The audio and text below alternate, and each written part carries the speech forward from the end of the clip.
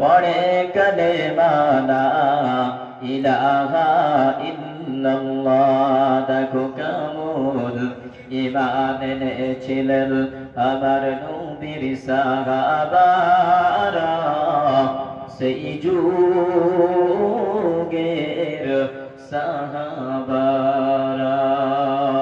আলহামদুলিল্লাহ, সমস্ত তারিফ, হামদনাথ, আলোচনা, গুণকীর্তন, আরাধনা সেই মহান স্রষ্টা আল্লাহ পাক রব্বুল আলামিনের জন্য, যে আল্লাহ সুবহানাহু ওয়া তাআলা আমাদেরকে ভালোবেসে বড় মেহেরবানি করে তিনার দয়াতে, তিনার ইচ্ছাতে, রহমতের চাদরে আবৃত করে মাগরিবের নামাজ আনতে আমাদেরকে দুনিয়াবি সাংসারিক যাবতীয় জরুরাত থেকে ফারিগাত করে বিভিন্ন রকমের বিভিন্ন মন মানসিকতার মানুষের মধ্য স্থল থেকে আল্লাহ পাক রব্বুল আলামিন আমাদের কোটি কয়েকজন ঈমানওয়ালা বান্দাকে দ্বীনের সোহবতে, কোরআনের হাদিসের আলোকে জান্নাতের বাগান তথা মজলিসে ঠান্ডা মৌসুমে, গরমের মৌসুমে আমাদেরকে বসার তৌফিক দান করলেন।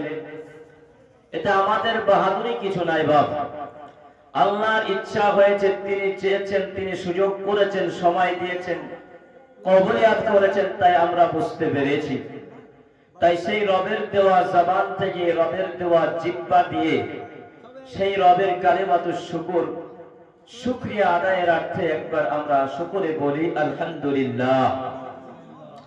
তারপরে পরে যার ইস্তার আকায়েদারে মদিনা, তাসদারে মদিনা, আহাব্বতে মুস্তাফা, মুহাব্বতে মুজতবা, নবী করে শিরোমণি নবীদের সরদার, যেই নবীর অক্লান্ত মেহনতে, অনেক ত্যাগ, অনেক কষ্টের বিনিময়ে হারিয়ে যাওয়া দিন আমাদের কাছে এসেছে, আমরা ভক্ষণ করছি। যেই রসুলের উম্মত আমরা হতে পেরেছি, যার উম্মত হওয়ার জন্য পূর্বপুরুষ আম্বিয়ায়ে কেরাম, সুহাদা কেরাম, রসুলে কেরাম তেনারা কেঁদেছেন, দোয়া করেছেন। আল্লাহর অশেষ পূর্ণ শুকরিয়া যে আল্লাহ আমাদের দোয়া ছাড়াই, বিনা কান্নায়, বিনা চাওয়ায় আল্লাহ আমাদেরকে এই গুনাহগার বান্দাকে শেষ নবীর উম্মত করে, উম্মতে মুহাম্মদি করে পাঠিয়েছেন। বলুন আলহামদুলিল্লাহ। সেই নবীর প্রতি দুরূদ ও সালাম শান্তির দ্বারা, বৃষ্টির দ্বারা বর্ষিত হোক। উম্মতের কান্ডারি যিনি হবেন, সেই নবীর উম্মত হিসাবে আমরা দুরূদ পড়ি, বলি আল্লাহুম্মা আমিন, আল্লাহুম্মা সাল্লি আলা, আল্লাহুম্মা বারিক আলা।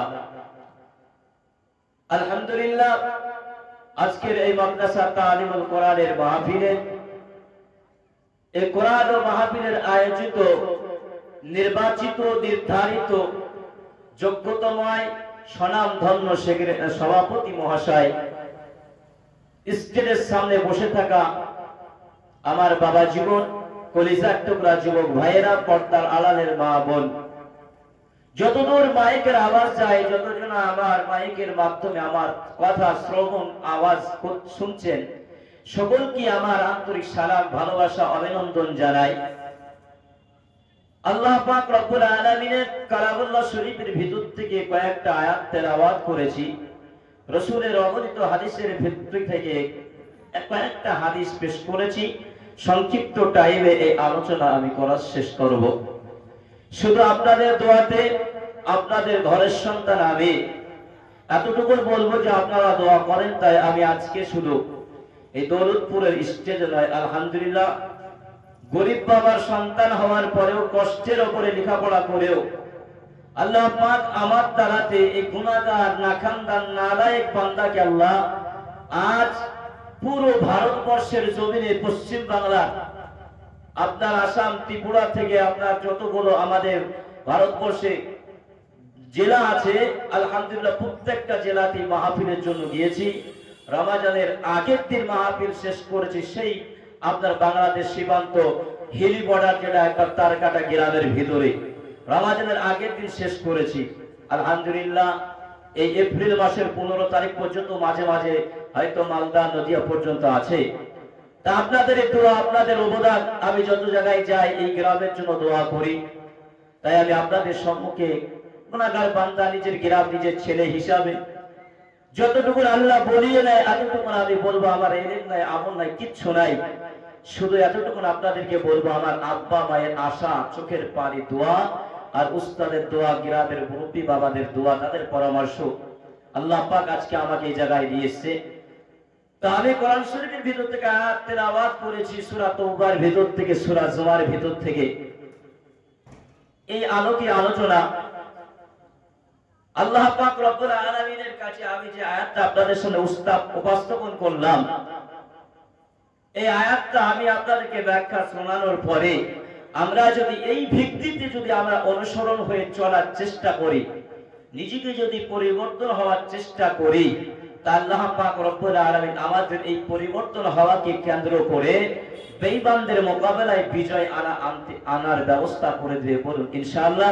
আমরা শেষ পর্যন্ত, প্রধান বক্তা পর্যন্ত যতটুকু আলোচনা শুনবো, পুরো আলোচনা যদি আমল করতে না পারি, একটা কথাকে ছোট থেকে ছোট যেটা আমি বুঝতে পারবো, এই কথাটাকে যদি আমলের নিয়াতে শোনার চেষ্টা করি, আল্লাহর হাবিব সাল্লাল্লাহু আলাইহি সাল্লাম বলেছেন, আপনি যদি নাও পারেন, নিয়াত যদি আপনার থাকে আমল করার, হতে পারে এই নিয়াতটার কারণে আজকে আমাদের এই 3 মাসের মেহনতটা সাকসেস হয়ে যাবে।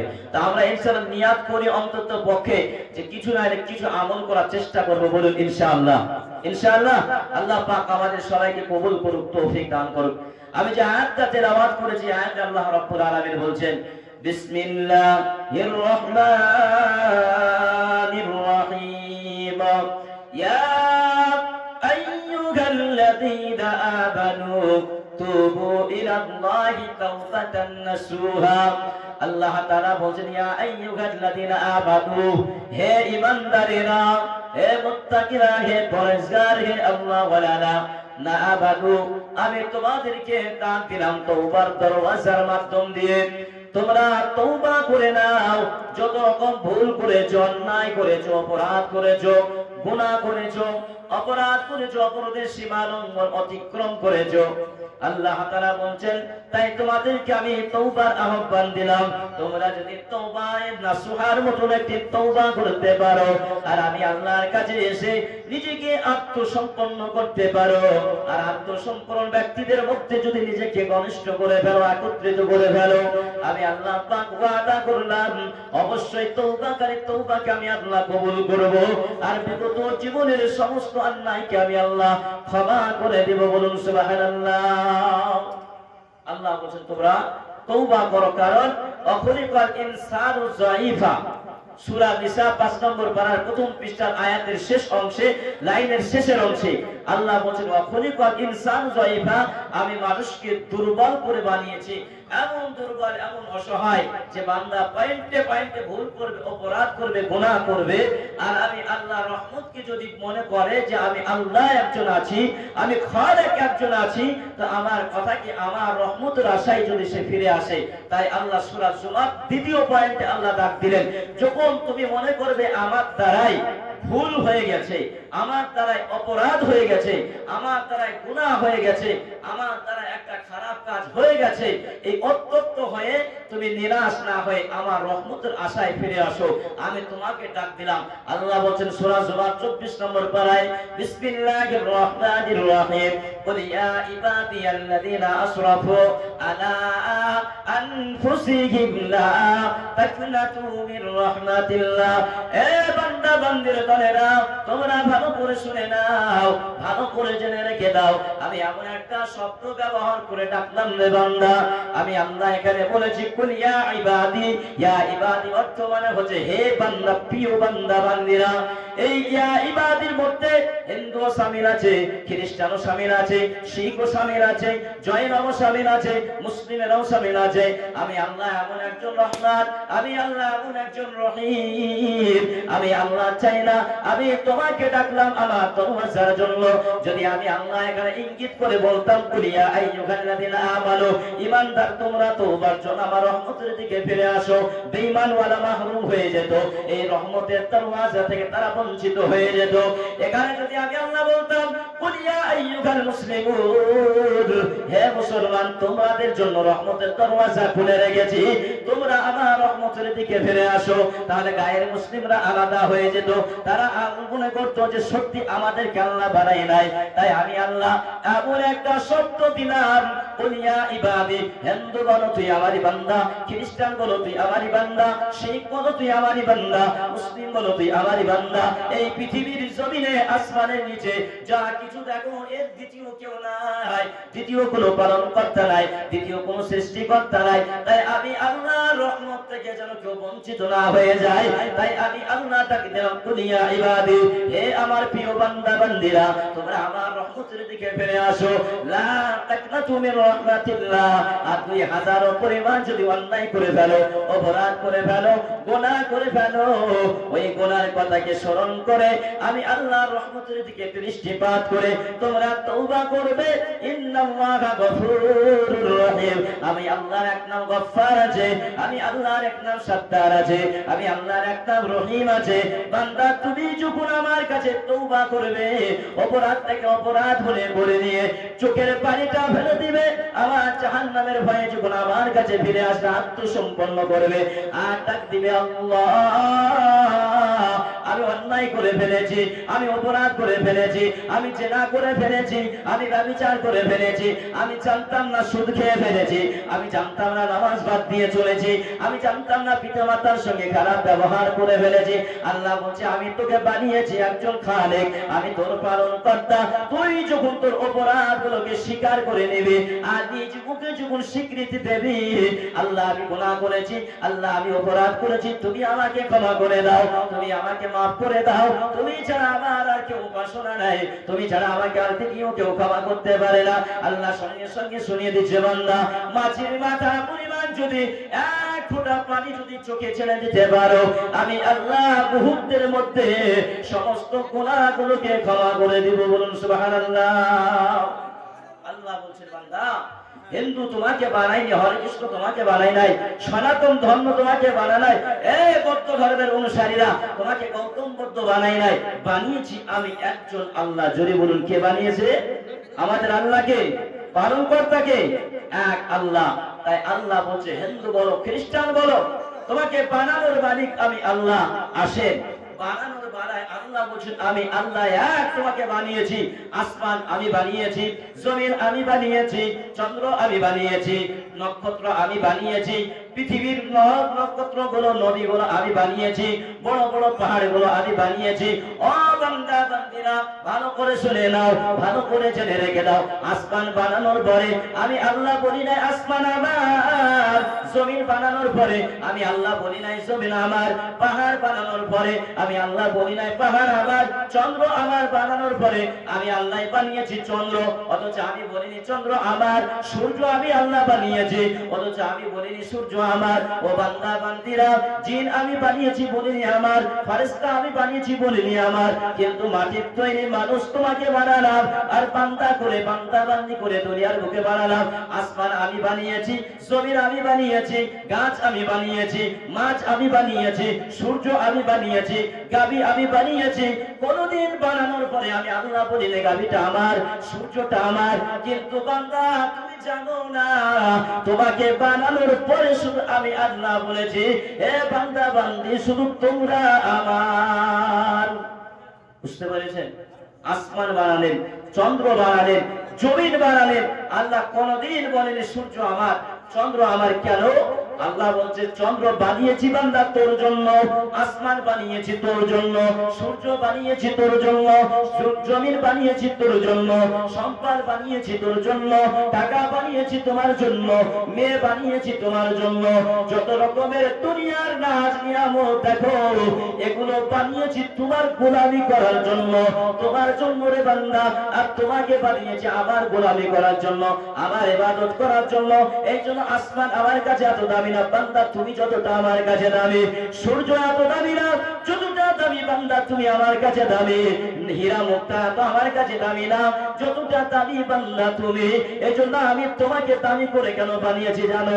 আল্লাহ কোরআন শরীফে শোনাচ্ছেন, সূরা জারিয়া 27 নম্বর পারা 2য় পেজের 3 থেকে 4 লাইনের উপরে, সূরা জারিয়া 26 নম্বর পারা 19 নম্বর পৃষ্ঠায় যে আয়াতের ব্যাখ্যা আমি বলছি, বান্দা কেন তোমাকে বানিয়েছি, এই আয়াতটা হচ্ছে 27 নম্বর পারা 2য় পেজের 3 লাইনে আল্লাহ পাক শুনিয়ে দিচ্ছেন, বিসমিল্লাহির রহমানির রহিম, ওয়া মা খালাকতুল জিন্না ওয়াল ইনসা ইল্লা লিয়াবুদুন। লিয়াবুদুন মানে বহু বচন, এর বাংলা বাক্য হচ্ছে উপাসনা করা, সাধনা করা, ধ্যান করা, গোলামি করা। আল্লাহ বলছে বান্দা ভালো করে শুনে নাও, ভালো করে জেনে রেখে নাও, আমি আল্লাহ জিন বানিয়েছি, মানুষ বানিয়েছি, জমিন বানিয়েছি, গায় বানিয়েছি, সমস্ত কিছু বানানোর পরে আমি আল্লাহ বলেছি সূর্য আমার গোলাম না তোমার গোলামি করবে, টাকা আমার গোলাম না তোমার গোলামি করবে, সম্পদ আমার গোলাম না তোমার গোলামি করবে।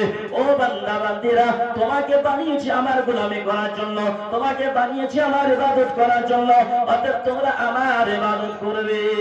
আর যখন তোমরা আবার গোলাম হয়ে যাবে, যখন তোমরা আবার হুকুমগুলোকে পাই টু পাই অনুসরণ করে চলবে, মেনে নেবে, আল্লাহ বলছে দুনিয়ার টাকার পেছনে তোমাকে দৌড়া লাগবে না, দুনিয়ার সম্পদের পেছনে তোমাকে দৌড়া লাগবে না। বান্দা তুমি যখন পরিপূর্ণ আমাকে অনুসরণ করবে, তুমি যখন পরিপূর্ণ কোরআন সুন্নাহর ভিতরে জীবনকে সাজাবে, আমার মায়ের নবী মদিনাওয়ালা ওনার আদর্শ দিয়ে নিজেকে সাজিয়ে নেবে, আমি আল্লাহ ওয়াদা করেছি, আমি আল্লাহ ওয়াদা ভঙ্গকারী নয়। ও বান্দা বান্দিরা, তোমরা যদি আমি আল্লাহর ইবাদত ঠিকমতো করো, 5 ওয়াক্ত নামাজ দৈনন্দিন যদি আদায় করতে পারো, দুনিয়ার টাকা তোমার পেছনে দৌড়াবে, দুনিয়ার সম্পদ তোমার পেছনে দৌড়াবে, দুনিয়ার ইজ্জত তোমার পেছনে দৌড়াবে, দুনিয়ার রিজিক তোমার পেছনে দৌড়াবে। এর ওয়াদা আমি আল্লাহ দিয়েছি, বলুন সুবহানাল্লাহ। এটা আমার ঈমানি দায়িত্ব, এটা আমার ঈমানি কর্তব্য যে আমাকে আল্লাহ বানিয়েছেন, রব বানিয়েছেন এক। আচ্ছা বলেন, আমাদের বানানো মালিক কে বলেন? আল্লাহ। রিজিকের মালিক কে? সম্মানের মালিক কে? ইজ্জতের মালিক কে? বেইজ্জতের মালিক কে? আল্লাহ। তাহলে আসেন, আমি মুসলমান যদি মনে করি যে আমার বানানে ওয়ালা আমার আল্লাহ এক, এক তো নাকি? এক। আমার হায়াতের মালিক আল্লাহ এক, সুস্থতার মালিক আল্লাহ এক, রিজিকের মালিক আল্লাহ এক। আল্লাহ বলছেন তোমাকে বানানোর বেলায় আমি আল্লাহ এক, তোকে বান্দা হায়াত দেওয়ার বেলায় আমি আল্লাহ এক, তোমাকে রিজিক দেওয়ার বেলায় আমি আল্লাহ এক, তোমাকে সম্মান দেওয়ার বেলায় আমি আল্লাহ এক। ও বান্দা, তোমার বিবেকের কাছে প্রশ্ন দিলাম, বলো, তুমি যদি বলো তোমাকে বানানোর বেলায় আমি আল্লাহ একজন, তুমি যদি বলো আমাকে হায়াত দেওয়ার বেলায় আমি আল্লাহ একজন, রিজিক দেওয়ার বেলায় আমি আল্লাহ একজন, বান্দা তোমার বিবেকের কাছে আমি প্রশ্ন দিলাম, বানানোর বেলায় আমি আল্লাহ এক, রিজিকের বেলায় আমি আল্লাহ এক, হায়াতের বেলায় আমি আল্লাহ এক, মউতের বেলায় আমি আল্লাহ এক, তোমাকে সম্মান দেওয়ার বেলা তো আমি আল্লাহ এক যদি হয়, বলো সিজদার বেলাতে মাজার কেন? সিজদার বেলায় মাজার কেন হবে? সিজদার বেলায় আজ গাছি কেন হবে? বট গাছি কেন হবে? কারণ তুই না বললি বানানোর বেলায় আমি আল্লাহ এক, হায়াত দেওয়ার বেলায় আমি আল্লাহ এক, রিজিক দেওয়ার বেলায় আমি আল্লাহ এক। এই সিজদা পাওয়ার মালিক তো একমাত্র আমি আল্লাহ, তো এই সিজদা মাজারে দাও কেন? আমরা শিরকের মধ্যে ঢুকে গেছি, যার কারণে আমাদের ঈমান লুণ্ঠন হচ্ছে, মুনাফিকি করছি আমার ঈমানের ভিতরে। আমি বলছি আমার আল্লাহ এক অভিভাবক, আমার সমস্ত কিছুর অভিভাবক, পালন করতে আমার আল্লাহ এক, আবার যাচ্ছি মাজারের কাছে খাসি নিয়ে, মুরগি নিয়ে, তাদেরকে গিয়ে বলছি, আবার ফতোয়া দিচ্ছে দেওবন্দীদের ইফতার নেওয়া যাবে না, আর মাদ্রাসার আদায় করে দেওবন্দির বাড়ি থেকে মাদ্রাসার বিল্ডিং করছি। কত বড় মুনাফিক! ইফতারি করা যাবে না, দেওবন্দির বাড়ি খাওয়া যাবে না, মাদ্রাসার নাম করে আদায় করে ওর কার বাড়ি থেকে নিয়ে যাচ্ছে। এগুলো হচ্ছে, বুঝবেন, আমি বেদাবাদ তৈরি করতে আসিনি, আমি আপনাদেরকে মেসেজটা দিচ্ছি। ইসলামের দুশ্মন কারা দেখেন, ইসলামের লেবাস বানা, দাড়ি লেগে, টুপি লেগে, পাঞ্জাবি পরে যতটা পরিমাণ ইসলামের ক্ষতি করেনি, তার চেয়ে নাস্তিকরা যতটা পরিমাণ ক্ষতি করেনি, ইহুদি যতটা পরিমাণ ক্ষতি করেনি, তার থেকে ডবল ক্ষতি করেছে দাড়িওয়ালা, টুপিওয়ালা, নামদারি, জুব্বাওয়ালা ইমাম, কিছু মৌলবীরা। এরা করেছে। তাদের পকেট পূজারির জন্য বলে দেওবন্দির বাড়ি খাওয়া যাবে না, আর মাদ্রাসার নাম করে আদায় করে মাদ্রাসার বিল্ডিং উঠিয়ে দিচ্ছে, তখন ফতোয়া বাঁধে না। আব্বা ভাইয়েরা বুঝতে হবে ব্যথা কোথায়। এই দেওবন্দি বেরেলিয়ার হানাফিয়ার গোষ্ঠীগিরি করে ভাবাজন করার জন্য আজ আমাদের ওয়াকফের হাত থেকে চলে গেল। এটা জাতি, হিন্দুদেরকে গালি দিয়ে লাভ নাই, নিজের পায়ে নিজে কুড়োল লাগিয়েছি। আমি একটা উদাহরণ দিই, ঘরওয়ালা যদি নিজেই ঘরে আগুন লাগিয়ে দেয়, নিভাবে কে বলেন? ঘরওয়ালা নিজেই তার ঘরে আগুন লাগিয়ে দিয়ে মগা বিড়ি টানে। তো যারা ঘর নিভাতে এসছে তারা এসে, এই মগা তোমার ঘরে আগুন লাগিয়েছে, তুমি বিড়ি টানো। ও তো তুই আমার থেকে মগা। বলে কেন? বলে ঘরে আগুন তো আমি লাগিয়েছি, ঘরে আগুন তো আমি লাগিয়েছি। তো বেটা বলে, ঘরের মালিক যদি নিজে আগুন নিভিয়ে দেয়, গ্রামের মানুষ নিভাবে? নিভাবে? তা আমাদের ধর্মের ভিতরে এই লেবাসওয়ালা কিছু মুনাফিক শয়তান আলেমরা নিজেরাই আগুন তৈরি করে দিয়েছি। সাধারণ মানুষ মাঝখানে মরছে পুড়ে আর বলছে যে আমাদের ইসলাম বাঁচাও, ওয়াকফ বাঁচাও। কুচ্ছিত কাল ওয়াকফ বাঁচবে না যতক্ষণ মুসলমান এক প্ল্যাটফর্মে না আসবে। কে ফারাজি, কে লামাজাহাবি, কে দুতালা টুপি, কে সুন্নি, কে লামাজাহাবি, এটা তোমার বাপের বানানো ফতোয়া বেটা। মুহাম্মদের ফতোয়া হচ্ছে মুসলমান পরিচয় দাও। আল্লাহর কোরআন বলছেন বিসমিল্লাহির রহমানির রহিম। আল্লাহ বলেন তুমি বেরেলি পরিচয় দাও, আল্লাহ বলেন তুমি সুন্নি পরিচয় দাও, আল্লাহ বলেন তুমি হানাফি পরিচয় দাও, আল্লাহ বলেন তুমি ফারাজি পরিচয় দাও। আল্লাহ বলছেন ওয়ামান আহসানু কাওলাম মিম্মান দাআ ইলাল্লাহি ওয়া ক্বালা ইন্নানি মিনাল মুসলিমিন। জোরে বলুন আল্লাহু আকবার। আল্লাহ মজার কথা শুনিয়ে দিচ্ছে, আমার কাছে হাফেজ সাহেবের দাম চলবে না, আমার কাছে বক্তা সাহেবের দাম চলবে না, আমার কাছে বড় সাইকুল হাদিসের দাম চলবে না। সুন্নি তো পরের কথা, লামাজাহাবি তো পরের কথা, বেরেলভি তো পরের কথা, রেজভি তো পরের কথা, নকশবন্দিয়া তো পরের কথা, মাসলাক আলা হযরত তো পরের কথা। আল্লাহ বলছে আমার কাছে আলেমের দাম নাই, আমার কাছে মুহাদ্দিসের দাম নাই, আমার কাছে মাস্টারের দাম নাই, আমার কাছে টিসির দাম নাই, আমার কাছে এসপির দাম নাই। আমার কাছে দাম হলো বান্দা তুমি যাই করো না কেন, বুকে হাত বাঁধো নামাজ হয়ে যাবে, নাড়ু নিচে বাঁধো হয়ে যাবে, দোয়া করো হয়ে যাবে, না করলেও হয়ে যাবে। তবে বান্দা মনে রাখবা, আমি যেটা বলতে চাইছি, কাপড়ের ভিতরে যখন তুমি ঢুকে যাবে, বেরেলি ছিলে প্রশ্ন হবে না, দেওবন্দি ছিলে হবে না, লামাজাহাবি ছিলে হবে না, প্রশ্ন হবে মান রব্বুকা ওয়া মা দীনুকা ওয়া মা নবিয়ুকা। আমার কাছে জবাব দেন, এখানে কোনো প্রশ্ন নাই, এখানে কোনো বিভাজন নাই, এখানে কোনো বিবাদ নাই। আল্লাহ বলছে বান্দা তুমি মুসলমান অতক্ষণ পর্যন্ত। হ্যালো, যিনারা ভলান্টিয়ার আছেন, ভলান্টিয়ার যিনাদের নাম দেওয়া হয়েছে, আপনারা দায়িত্ব পালন করুন। এই মঞ্চে চলে আসুন, এখানে ব্যাচ আছে, আপনারা ব্যাচ নেন এবং আপনাদের দায়িত্ব আপনারা পূরণ করুন। সুবহানাল্লাহি ওয়া বিহামদিহি সুবহানাল্লাহিল আযীম। তা আল্লাহ কি বললেন যে তোমরা যে যাই করো না কেন পরিচয় দাও মুসলমান। কে মুসলমান? এটা হচ্ছে ঈমানের দাবি, এটা ঈমানের কর্তব্য যে তুমি পরিচয় দাও আমি একজন মুসলমান, আমি অমুক তমুক না। তুমি যেই মাযহাব মানছো মানো, আলহামদুলিল্লাহ। তুমি ইবাদত করছো করো, কারণ বুকে হাত বাঁধলেও নামাজ হবে, না বাঁধলেও নামাজ হবে, অসুবিধা নাই। তবে তুমি যদি মনে করো এটা না করলে গুনাহ হবে, তাহলে আমি বলবো তুমি গুনাহ করেছো, কারণ এমন ফতোয়া সহিহ হাদিসের আলোকে নাই। মুস্তাহাব আমল নিয়ে বিভাজন তৈরি করে বেঈমানদেরকে সুযোগ করে দিয়েছি, তাই তারা আক্রমণ করেছে, টার্গেট নিয়েছে ওয়াকফ বিল। আমার ঈমানি দায়িত্ব, ঈমানি কর্তব্য এই সম্পর্কে জাতিকে সচেতন করা ইসলামী দায়ী হিসাবে আমার দায়িত্ব। তাই আমি আপনাদেরকে বলছি, দুঃখ নেবেন না আব্বা ভাই। এই ওয়াকফ শব্দটার মানে বুঝতে হবে। ওয়াকফ শব্দটা হচ্ছে আরবি শব্দ, আবিধানিক অর্থ হচ্ছে রুকে যাওয়া, দাঁড়িয়ে যাওয়া, মানে থামিয়ে যাওয়া। আলহামদুলিল্লাহ রাব্বিল আলামিন, এখানে রুকে দিলাম, আলামিন আমি দাঁড়িয়ে গেলাম। তো দাঁড়ানোটা কার জন্য হলো একবার বলে? আল্লাহর জন্য, রবের জন্য। কথাটা বুঝবেন। এই ওয়াকফ সম্পত্তির যেই জমিগুলো, মাদ্রাসা, মসজিদ, গোরস্থান, আজকে আপনি মজা মারছেন, হাসছেন যে ওয়াকফ বিল পাস হয়ে গেল, এখন এই বক্তব্য দিয়ে কোনো লাভ নেই, আন্দোলন হবে না।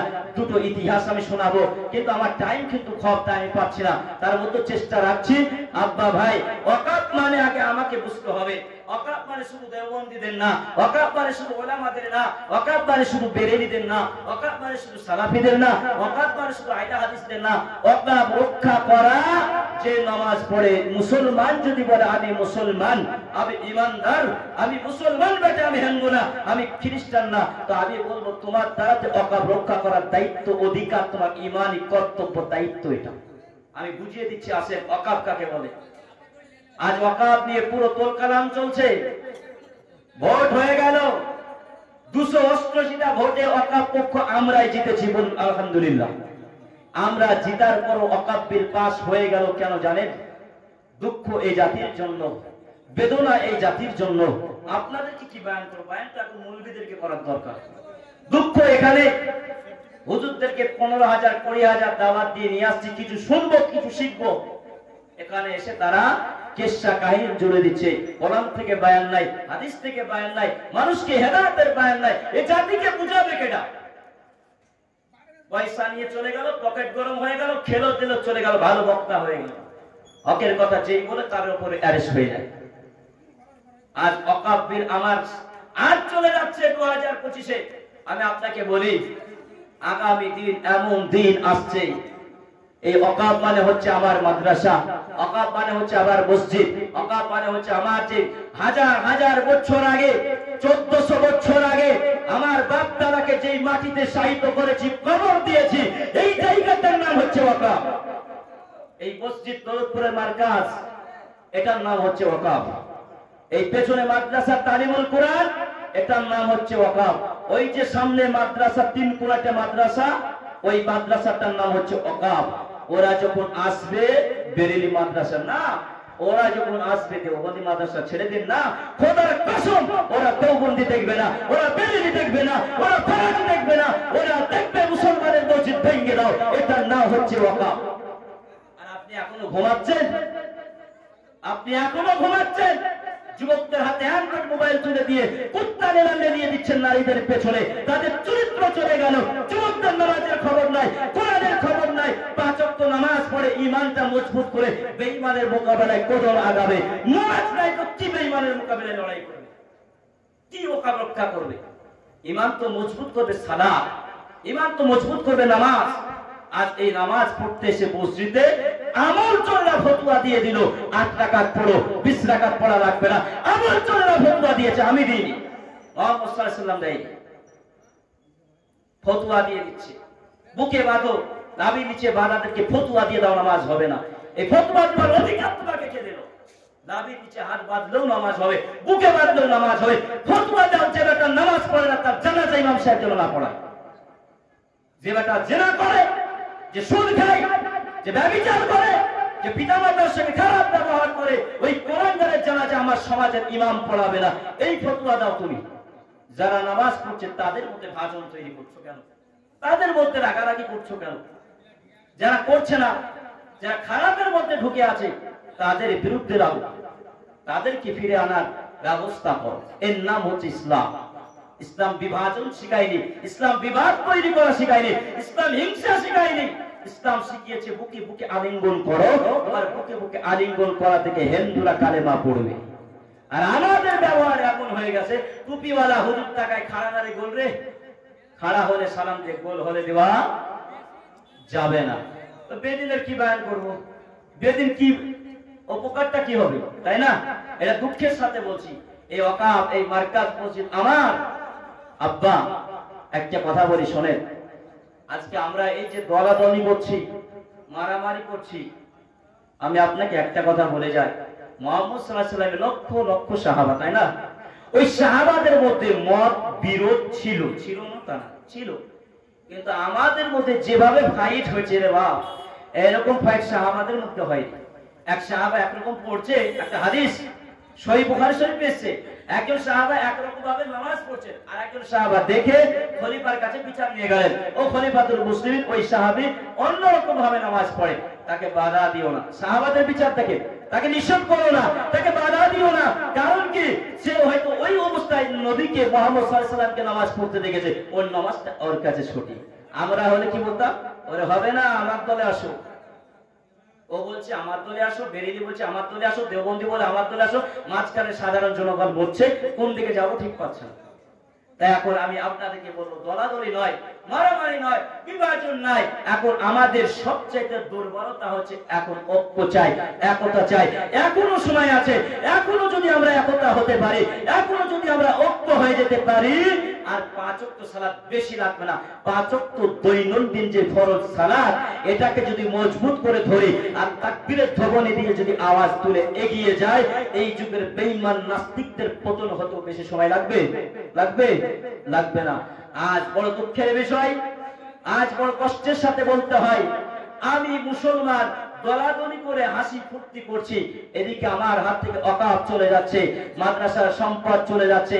আজকে আমি ওয়াকফ সংশোধনী বিলের বিরুদ্ধে একটা মিটিং ছিল রানীতালা থানা সরলপুরে, বেলা 11টার সময়। আজকে আমি ওখানে গিয়েছিলাম, জমিয়তের নেতৃত্বে ডাক আসলো, আমি বক্তা মানুষ তো, আমাকে বিভিন্ন জায়গায় দৌড়াদৌড়ি করতে হয়। বাবা, এই এনআরসির সময় সে এনআরসির বিরুদ্ধে, এনপিআর এর বিরুদ্ধে টাকা অঞ্চলে কতজন গেছে বলতে পারবো না। আমি এই নাঙ্গল বহানা বাবার ছেলে, আল্লাহ আমাকে হেলিকপ্টারে চড়িয়েছে, নাম নয়, অহংকারী নয়, খোদার কসম করে বলছি, বিনা টাকায় বিনা টিকিটে হেলিকপ্টারে এনআরসির বিরুদ্ধে ওই আসামের বর্ডারে গিয়ে বক্তব্য দিয়েছিলাম যে যদি প্রয়োজন হয় কাফন কিনে আমার বোনের ইজ্জত রক্ষার জন্য, আমার মায়ের জন্য, দেশ রক্ষার জন্য, ওই বেঈমান আরএসএস আর যত উগ্রবাদী আছে এদের মোকাবেলায় এখানে লাশ হয়ে গেলে এখানে শহীদ, আর জিতলে গাজীত হয়ে বাড়ি ফেরবো। আমি আমারটাই বলছি, এই ইসলামপুর থেকে আপনাদের সন্তান, অহংকারী নয়, এখানে যেমন করে আমি গিয়েছিলাম, আমি সিদ্দিকুল্লাহর সঙ্গে, চৌধুরী সিদ্দিকুল্লাহর সঙ্গে, মুফতি নাজিমুলের সঙ্গে আমি গিয়েছিলাম, আরো বিভিন্ন এলাকায় গিয়েছি, বিভিন্ন আন্দোলনে। আমি আপনাদেরকে একটাই মেসেজ দিতে যাই, পুরো দেশ আমি ভারতবর্ষ ঘুরে ঘুরে ঘুরে দেখলাম যে আমাদের কমজোরি যেটা, আমরা এক নাই, আর আমাদের মধ্যে নামাজ নাই, কোরআন তেলাওয়াত নাই, সব হারাম করে বসে আছে, সব হারামে ডুবে গেছে। যেটা নামাজ পড়ে আত্মাহাত জানে না, 13টা ফরজ জানে না, 14টা ওয়াজিব জানে না, 13টা ফরজ 14টা ওয়াজিব না জানে, তার নামাজই হবে না বেটা, সেটাই ফতোয়া বুকের উপর বাঁধলে নামাজ হবে না। বড় লজ্জার বিষয়, বড় দুঃখের বিষয়, সেই কাজটা করতে ফতোয়া নাবির নিচে হাত বাঁধলে নামাজ হবে না, অথচ তাকে যদি বলা যায় নামাজের 13টা ফরজ বলে খুঁজে পাই না। আজ ওয়াকফ বিল চলে যাচ্ছে, এই ওয়াকফ বিলকে কেন্দ্র করে আমরা ঘুমিয়ে আছি। আমি আপনাদেরকে বলবো 10 এপ্রিল আমি যাব ইনশাআল্লাহ, বৃহস্পতিবার, কলকাতা রামলী ময়দান আছে একটা, ওখানে ডাক আছে। উলামারা কি নেতৃত্ব দিয়েছেন শোনেন, আমি কারগুজারিটা শোনার জন্য আজকে টাইম নিয়েছি। এই আমি গেলাম রানীতালা থানা সরলপুরে, আজকে 11টার সময় মিটিং, মুফতি মিজান সাহেবের বাড়িতে মিটিং এর আলোচনা হলো। আমরা মুর্শিদাবাদের মানুষ, সোজা সরল মানুষ, এখানে আছি, ঘুমিয়ে আছি, বাপ আমরা বুঝতে পারছি না। কথাটা শুনে আমার হৃদয় কেঁদে গেল, ভেঙে গেল। ওই যে আপনার ইউপিতে, গুজরাটের মধ্যে আমার উস্তাদ মোহতারাম মুফতি মিজানুর রহমান কাসিমি দাওয়াত বারাকাতুহুম, গোদনপাড়া শিক্ষক, উনি ওখানে জালালাইন শরীফ পড়াই, উনি আমার শিক্ষক মুহমির, ওনার কাছে আমি পড়েছি।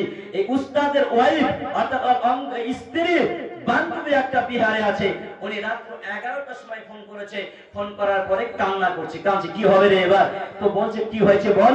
তো ওই বান্ধবীটা বলছে যে আর আমার বাড়ির গেট, এই বাড়ির গেট আর এই মসজিদের গেট, কথাটা ভালো করে দিলে গেছে নেন।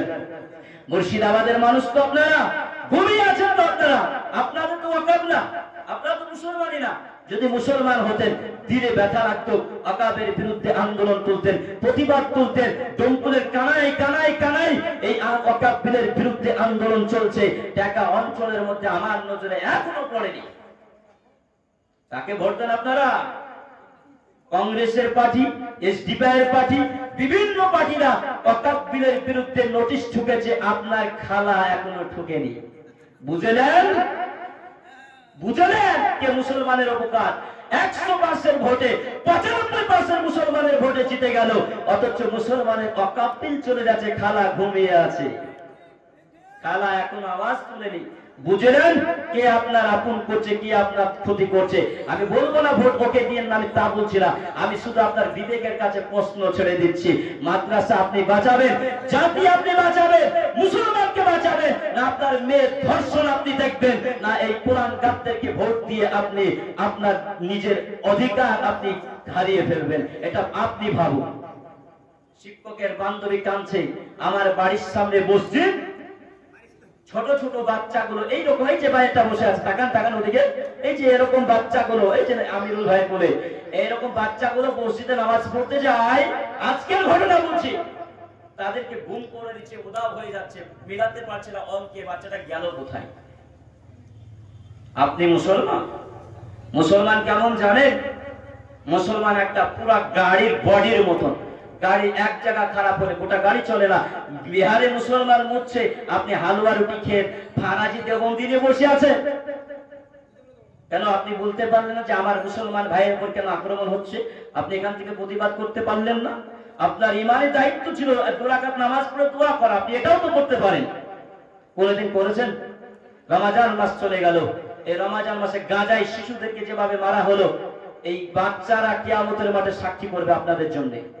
কোনদিন কুনুতে নাজেরা পড়ে দোয়া করেছেন? আমি করেছি। রংপুরে খোঁজনান মাহমুদপুরে তাহাজ্জুদের মুসাল্লায় কোনদিন কেঁদেছেন? ওই বাচ্চাটা যদি আপনার হতো, আপনার চোখের সামনে যদি 8 বছর 6 বছর 3 বছরের বাচ্চাকে মেরে জ্যান্ত পুঁতে দেয় এখানে আপনার বাবার সামনে, আপনি ঠিক থাকবেন তো? থাকবেন ভাই, বলেন একটু, থাকবেন? আপনার 18 বছর মেয়েটাকে আপনাকে বেঁধে যদি ধর্ষণ করে টিপে মেরে দেয়, আপনি ঠিক থাকবেন তো? কন্ট্রোল আসবে তো? ওটা তো আমারই জাত ভাই না, ওটা তো মুসলমান না, আমার ইমানি দায়িত্ব তো। আমি যদি কিছু নাও করতে পারি, প্রতিবাদ করা, আন্দোলন করা, এটা আমার দায়িত্ব। না পারলে দোয়া করা, এটা আমার দায়িত্ব, এটা আমার কর্তব্য ভাই। এই ওয়াকফ বিল চলে যাচ্ছে, আমি আজানের টাইম হচ্ছে 2 মিনিট, আপনাদের কাছে নিচ্ছি 2 মিনিট।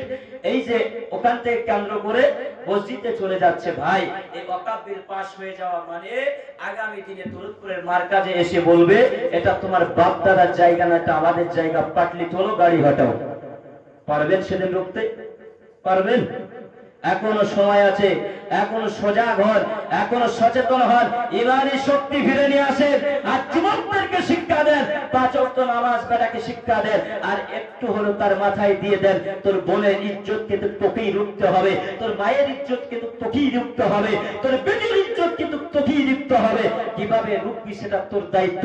তাই আমি আব্বা ভাই কষ্ট দেব না, আমি আপনাদেরকে বলছি এই ওয়াকফ বিল পাস হয়েছে, এখনো নিতে পারেনি। জমিয়ত উলামায়ে হিন্দ 2 কোটি উলামারা রাস্তায় নেমেছে সাহারানপুরে, খবরটা দেখেন ফেসবুকে, গতকালকে 2 কোটি মানুষ ইমানদারকে এই ওয়াকফ বিলের বিরুদ্ধে নেমেছে।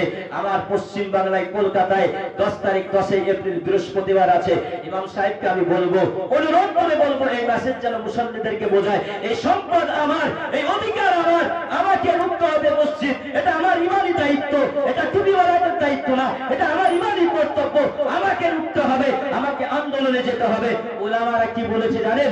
ওলামারা ইউপি থেকে বলেছে কাপড়ের কাপড় কিনে নিলাম, মায়ের কাছে সালাম দিলাম, স্ত্রীর কাছে সালাম দিলাম, আজকের ঘটনা বলছি। আর মাকে বললাম, মা হয়তো বদরের ডাক চলে আসলো, হয়তো কারবালার ডাক চলে আসলো, ইমান কেমন ভাবে তৈরি হয়, ওয়াকফ বিল যতক্ষণ পর্যন্ত আমার অধিকার না ফিরে দেবে, মা কাপড় বেঁধে রাস্তায় নেমে গেলাম, খানা খাওয়ার জন্য ঘরে আসবো না। মনে করো তোমার ছেলে মরে গেছে, মনে করো তোমার স্বামী মরে গেছে, মনে করো তোর ভাই মরে গেছে, এটা আমার অধিকার, এই অধিকারের জন্য যদি আমাকে জীবন দেওয়া লাগে।